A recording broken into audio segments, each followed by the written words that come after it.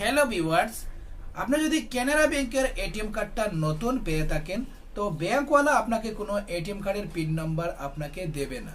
তো নিজে গিয়ে কানাড়া ব্যাংকের এটিএমে গিয়ে কিভাবে এটিএম কার্ডের পিন নাম্বারটা তৈরি করতে হয় সেটা আমি স্টেপ বাই স্টেপ এটিএমে দেখাবো।